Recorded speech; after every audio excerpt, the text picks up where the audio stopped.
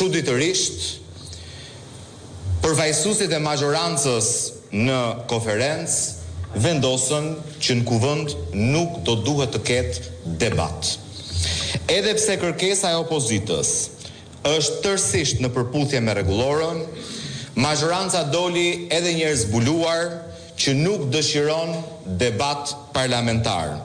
Sot dolën zbuluar edhe pse nuk lejuan debatin parlamentar në seancën e datës 18 shtator, ku programi i qeverisë dhe përbërja e Këshillit Ministrave kaloi në votim pa debat. Sot u rrëzua edhe alibia e trash që opozita nuk dëshironte debat, se prishi seancën, sepse vota e sotme në konferencën e kryetarëve dëshmuan qartë se kush janë ata që ikin debatit parlamentar. Kush e don kuvendin e Shqipërisë që t'jetë me mec, të mos diskutoj, të mos debatoj, të mos analizoj.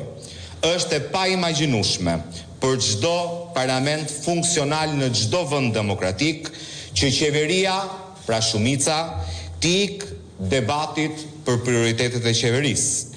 Por për Shqipërinë kjo është mëse e kuptueshme, sepse s'kan as prioritet, as program, as arritje për cila do duhet vinë t'ja bëjnë transparent në kuvend qytetarëve shqiptar. Mohimi i drejtës për debat të kërkuar nga opozita tregon mundësinë e Edi Ramës për ta bërë Shqipërinë nga republikë parlamentare në republikë kryeministrore.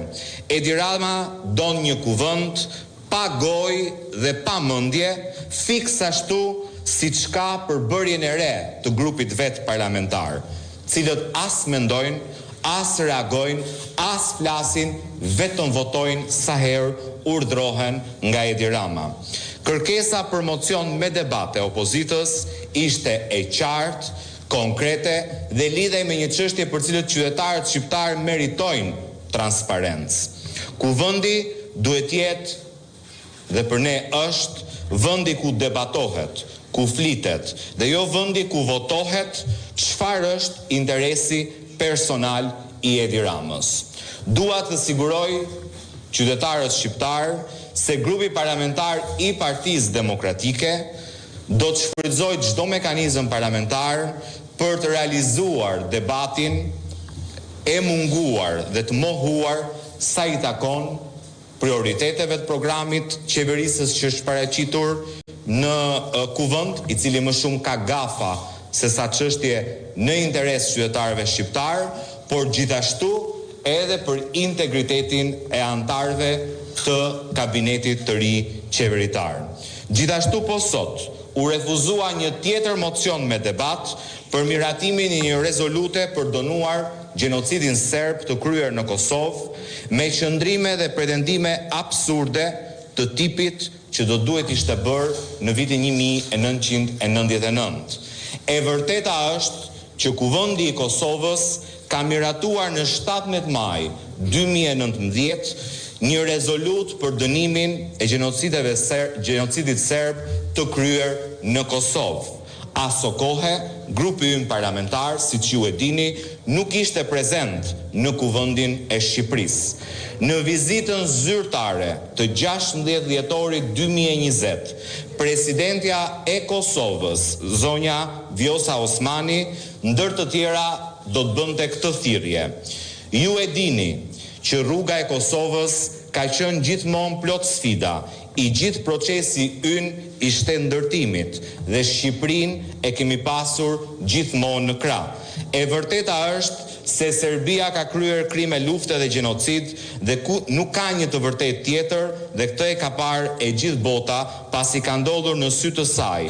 Por që të mos përmbyset e vërteta, ne kemi nevojë për mbështetjen e Shqipërisë, që të jetë zëri ynë atje ku ne nuk kemi zë. Kosova ende nuk ka ulse në një numër të madh të organizatave ndërkombëtare dhe aty kemi nevojë për ndihmë nga Shqipëria. Me kërkesën tonë, duam t'i bëjmë thirrje kuvendit të Shqipërisë që të miratojë një rezolut që do dënonte gjenocidin serb në Kosovë. Këtë e ka bërë kuvendi ynë dhe duam që pas nesh të jetë edhe Shqipëria në mënyrë që t'jemi të bashkuar. Në përgjigje të kësaj thirrje të Presidentes Republikës Kosovës, grupi ynë parlamentar menjëherë sapo është kthyer në kuvend në vitin 2021 ka paraqitur kërkesën për mocion dhe finalizimin me një rezolut ku kuvendi i Shqipërisë dënon gjenocidin serb të kryer në Kosovë. Për 4 vite kjo kërkesë ka mbetur në zyrtaret e kryetarëve të kuvendit, 3 deri më tani, dhe kjo është arsyeja pse në nisjet legislaturës re, për shkak se